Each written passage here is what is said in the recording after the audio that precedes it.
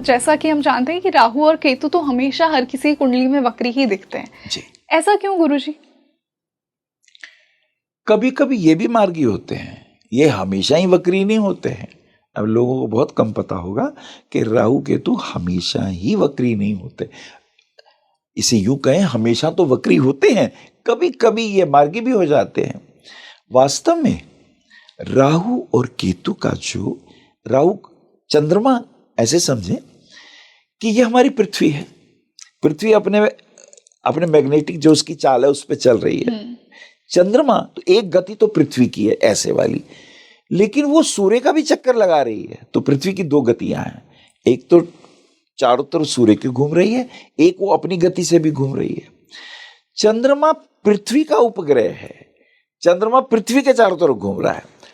तो जिस पृथ्वी की मैग्नेटिक वे को चंद्रमा का मैग्नेटिक वे वो जहां काटता है, तो नॉर्थ नोड पे जहां कटाव होता है उसको राहु कहते हैं, और जो साउथ कोड नोड पे कटाव होता है उसे हम केतु कहते हैं। तो वास्तव में ये नॉर्थ और साउथ की तरफ पृथ्वी और चंद्रमा की गति के कटे हुए बिंदुओं का जो पॉइंट है उसी को राहु केतु कहते हैं। वास्तव में ना तो ये राहु है ना ये केतु है, और इसलिए इनके फिजिकली ग्रह भी नहीं है ये, पर पृथ्वी की गति के कारण ये चलते ही ऐसे हैं, इसलिए इनकी गति हमेशा वक्री होती है।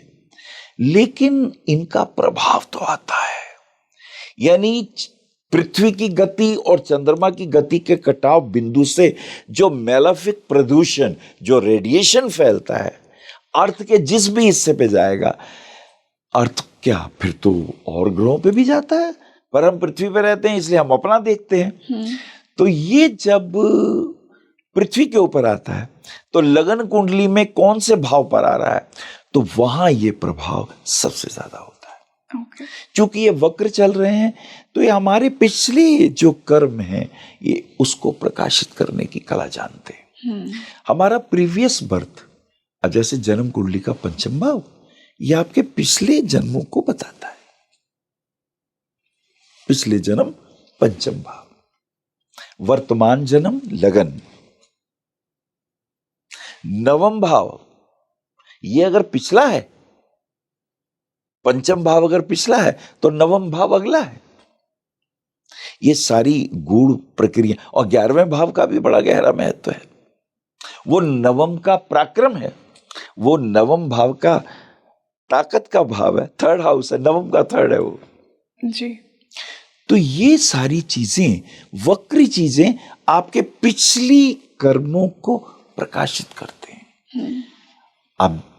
अब इसमें कर्म फल आ जाएगा, अब इसमें भाग्य आ जाएगा, अब इसमें डेस्टिनी आ जाएगी, अब इसमें कर्म आएगा, अब इसमें कर्म फल आएगा, अब इसमें भाग्य भी आएगा, और वर्तमान में हम जो कर्म कर रहे हैं क्रियामान वो भी आ जाएगा। अब अलग अलग ग्रहों के अलग अलग प्रभाव आएंगे। मान लीजिए अब सूर्य है और चंद्रमा, ये भाई साहब वक्री नहीं होते, इनकी गतियां सीधी होती हैं। अब मान लीजिए जुपिटर वक्री है, आपकी लगन कुंडली में जुपिटर है पर वो वक्री है। तो जुपिटर क्या देता है? जुपिटर की दो राशियां हैं, एक धनु और एक मीन। अगर धनु राशि के लगन में है तो वो अग्नि तत्व है, तो वो बता रहा है कि आप आग्नेय रहे थे पिछले जन्मों में।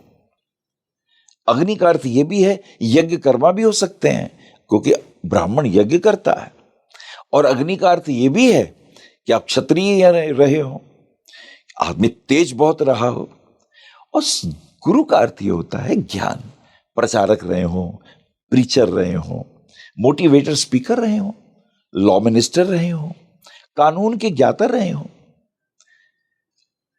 और जो हमारे संस्कार हैं, संस्कारों को देने वाले एक योग शिक्षक रहे हो, आपके गुरु रहे हो जिन्होंने आपको दीक्षा दी है, या जिनसे भी आपने ज्ञान लिया ये वो रहे हो।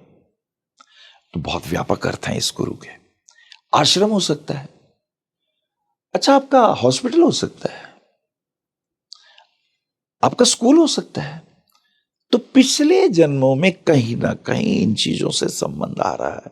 और अगर वो मीन राशि के हैं तो जल तत्व प्रधान है। अब जल तत्व का अर्थ ये हो गया नदी के किनारे कोई आश्रम रहा होगा,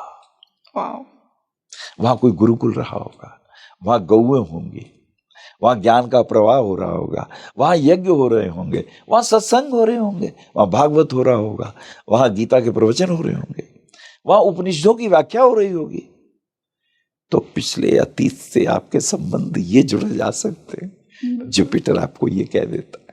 और अगर गुरुजी हम मार्स की बात करते हैं, अगर मंगल वक्री हो, करिश्मा का प्लैनेट है। बहुत अच्छी बात करी रंगोली, तुम भी बहुत छांट के पूछती हो। अब मंगल की राशि तो देखिए मेष है, अग्नि तत्व है, ये योद्धा है, ये तार्किक है, ये पुलिस में रहा होगा, ये मिलिट्री में रहा होगा, ये गार्ड भी हो सकता है, रक्षक भी हो सकता है। ये मंगल साहस का भी प्रतीक है, ये खिलाड़ी रहा होगा, ये तेंदुलकर हो सकते हैं, ये कांबली हो सकते हैं, ये स्पोर्ट्समैन किसी भी दशा दिशा के हो सकते हैं, तैराक हो सकते हैं, ये कुछ भी हो सकते हैं, पर साहसी होंगे, निर्णय लेने की क्षमता होगी। छोटे भाई भी हो सकते हैं, प्रॉपर्टी के भी एक्सपर्ट हो सकते हैं। तो मंगल जो है सेनापति है, ये आपके प्रोटेक्टर भी हो सकते हैं। तो अगर वृश्चिक राशि में हो तो जल तत्व प्रधान आ जाएगा। ऐसे आदमी जो होते हैं ट्रैकर होते हैं, ऐसे आदमी पहाड़ों पे चढ़ जाएंगे, नदी में छलांग मार देंगे, नाव में बैठेंगे, वो तो दुस्साहसी होते हैं। हेलीकॉप्टर से छलांग मार देंगे, जहाज से छलांग मार देंगे। वो कहते हैं देखो हम कुछ करके दिखाते हैं।